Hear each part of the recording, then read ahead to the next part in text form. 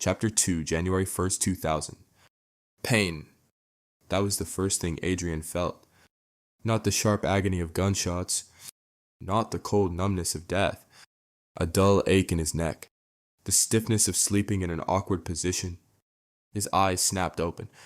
Sunlight flooded his vision. For several seconds he simply stared upward. A cracked white ceiling. A spinning fan. Posters taped to faded walls. None of it made sense. The last thing he remembered was dying. The assassin. The bullets. The darkness. Yet somehow, he was breathing. Adrian sat upright so quickly that the room spun around him. What the? His voice stopped. It sounded different. Younger. Stronger. He threw off the blanket and stumbled toward a mirror hanging on the closet door. The moment he saw his reflection, he froze. A teenager stared back. Dark hair. Clear skin. Lean athletic frame. Bright blue eyes untouched by age. 18 years old. His 18-year-old face. Adrian's heart nearly stopped. No. He touched his cheek. The reflection copied him perfectly. No, that's impossible. He grabbed the edge of the dresser to steady himself. His breathing became rapid. His pulse thundered in his ears. He remembered being 42. He remembered building Blackwood Technologies. He remembered every success, every mistake, every betrayal, every bullet. So why was he looking at a face he hadn't seen in over 2 decades? A sudden knock interrupted his thoughts. Adrian! A familiar female voice called from downstairs. Hurry up, breakfast is getting cold. His entire body went rigid. That voice. He knew that voice. His mother. The woman who had died in 2018. For several seconds he couldn't move. Couldn't think. Couldn't breathe. Then the voice came again. Adrian, are you awake? Tears unexpectedly filled his eyes. His mother. Alive. After all these years. The impossible reality crashed over him. He wasn't dreaming. He wasn't hallucinating. He wasn't dead. He ran. The stairs blurred beneath his feet. He nearly tripped in his rush to reach the kitchen. The familiar smell of coffee and toast greeted him. And there she was, standing beside the stove, exactly as he remembered. Brown hair, warm smile, gentle eyes, 25 years younger than when he last saw her. Alive, healthy, real. Mom. She turned. Confusion crossed her face. What happened to you? Before she could react, Adrian wrapped his arms around her. The plate she was holding nearly slipped from her hands. Adrian? He held her tightly. Too tightly. For a moment she simply stood there. Then she laughed. Okay. She gently patted his shoulder. What did you break this time? A tear rolled down Adrian's cheek. He quickly wiped it away. Nothing in his second life could have prepared him for this moment. Not wealth. Not power. Not revenge.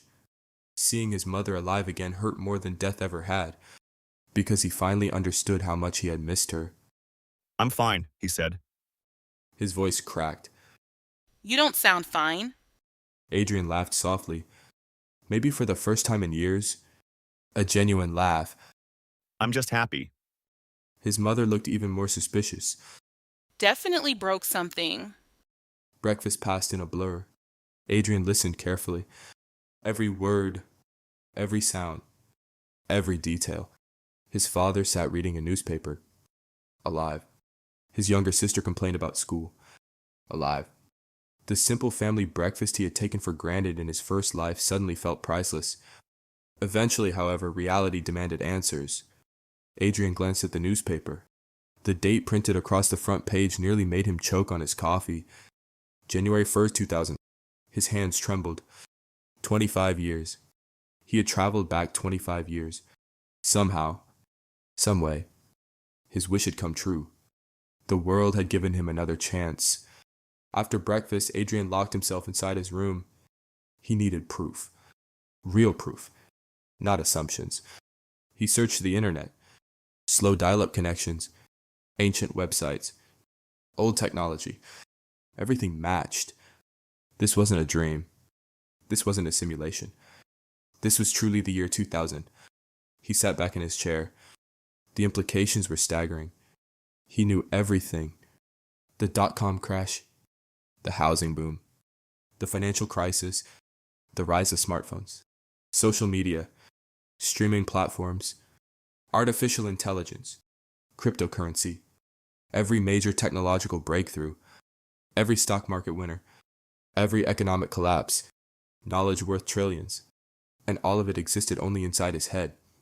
A slow smile spread across his face. For the first time since waking up, excitement replaced confusion. The future belonged to him. No, not the future. The future he remembered no longer existed. Because he existed.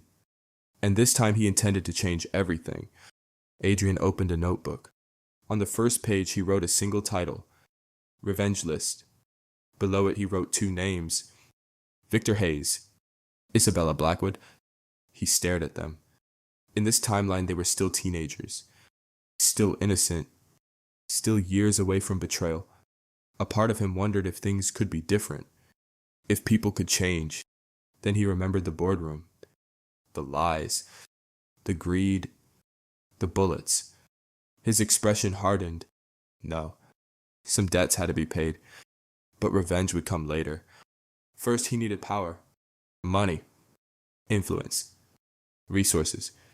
The kind of power that would make betrayal impossible. The kind of power that would place him above everyone. He flipped to a new page. To-do list. 1. Make first million. 2. Build physical strength. 3. Create investment fund. 4. Buy future tech companies. 5. Protect family. 6. Destroy future enemies. 7. Become untouchable. Adrian looked over the list, then added one final line. 8. Never trust blindly again. He nodded. That was the most important lesson of all.